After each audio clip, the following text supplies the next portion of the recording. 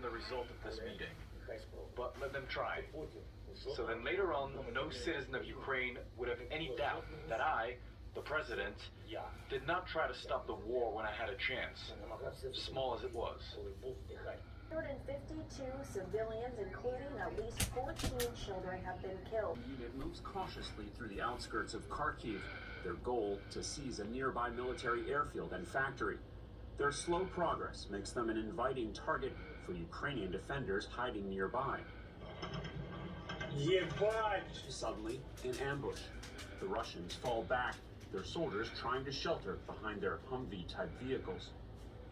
Their chaotic retreat, seen here from another angle, one more example of the stiff resistance the Russians are encountering from mobile Ukrainian units who know the lay of the land. But the Russians can't escape.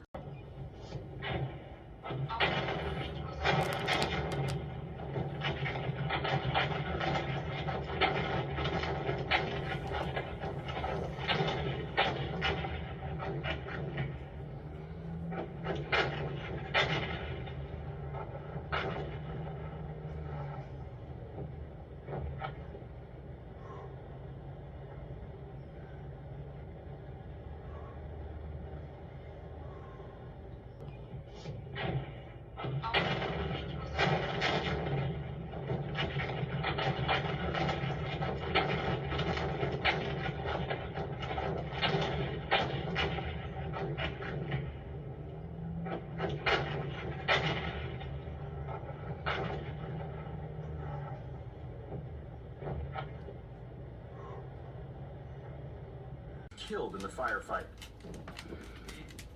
After we've killed this one, the others run away. They were some 12 to 15 people. That's it. We will win.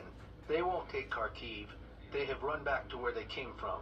Is that when Putin thinks he's losing, he's going to intensify the bombardment and kill a lot of innocent. Back to this, how does it all end? How does this all play out? If the Ukrainians are successful in defeating the incursion, back to that.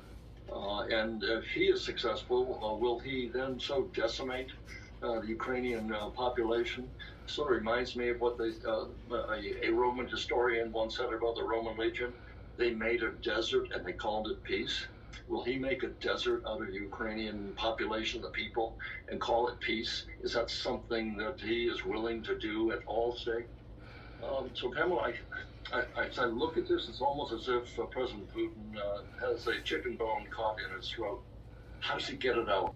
And I think someone, whether the Russians, the Israelis, anyone who does business with him, ought to do the equivalent of having a Heimlich and helping him get that bone out of his throat, because I think it's not going to end well for him and the Russian people. Monday's talks with Ukraine. Do you think that should change U.S. posture? I mean, how should we be thinking about that?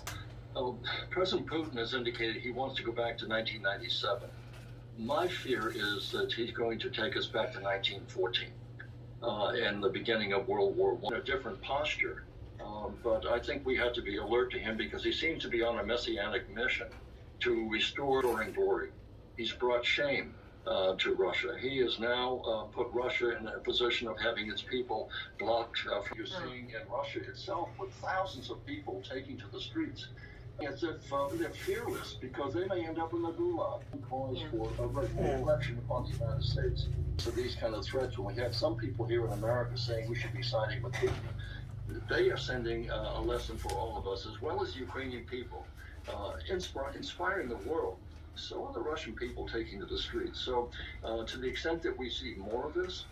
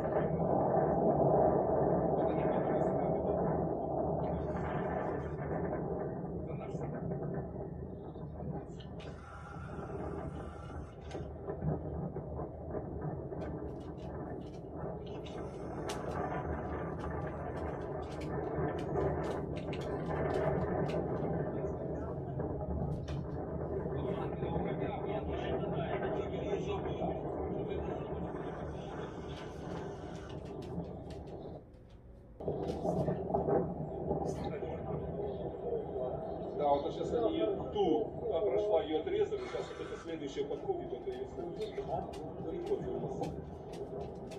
Surround the abandoned vehicles, celebrating a small victory in a conflict where they should have no chance of holding off the enemy. Off camera, one of them says, Вот так вот мы встречаем. and that's how we meet the Russian army. But this Ukrainian platoon's day is not over. The enemy is still in the area. They dash forward to fire off RPGs. A ragtag army that, for now, is holding off a far superior force. But for civilians here, the Russian offensive is terrifying. This apartment block in Kharkiv hit by artillery fire on Saturday night. Thankfully, and these appalling scenes that would come to us from the west of the city, from the west of Kiev, of a column of Russian armoured vehicles absolutely devastated. There's no sign of any of the people who were inside these vehicles, the Russians who were inside, but all of them have been turned into twisted metal on the outskirts of the Ukrainian capital, Kiev. A voice on the social media video that's come to us from there saying, you came to our country, I'm slightly paraphrasing him, you came to our country.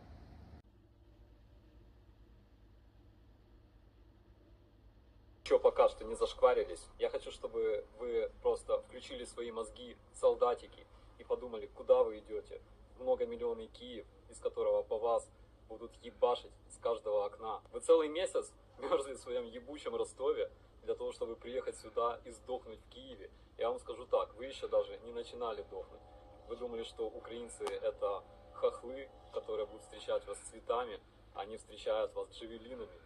Вы думали, что у нас президент КВНщик и клоун, а оказалось, что он, блядь, железный Джокер, который ебашит вас байрактарами. И вы знаете, что это нихуя не пиздеж, потому что вы все это видели своими собственными глазами. Вы молодые пацаны, я это прекрасно знаю, и вы все хотите жить, у вас не хватает патронов, у вас не хватает топлива. Вы не знаете, куда вы едете, вы не знаете местности, а мы здесь родились, это наша земля. Но я хочу предупредить, вы еще даже не начинали дохнуть, потому что, когда вы придете в Киев, вас будут ебашить абсолютно все. У каждого украинца есть оружие, коктейли Молотова. У нас сейчас все аэропорта напакованы джавелинами и стингерами для того, чтобы давать вам пизды за бомбардировку жилых кварталов, за то, что вы расстреляли, пиздец. Ваш хваленый кадыровский генерал, которого даже вы сами ссытесь, считаете его, блядь, элитой, вчера сдох в Гостомеле вместе со всеми своими кадыровскими псами. Поэтому, пацаны, сдавайтесь в плен, мы вас накормим, напоим, никто вас не будет обижать. В отличие от вас, мы не стреляем в безоружных. Мы очень добродушный народ, мы очень дружелюбны. У нас есть теплый чай, одежда, электричество работает, горячая вода. И вы уедете домой к мамам, к близким. Иначе в Украине вы все погибнете ни за что. Слава Украине! Героям слава!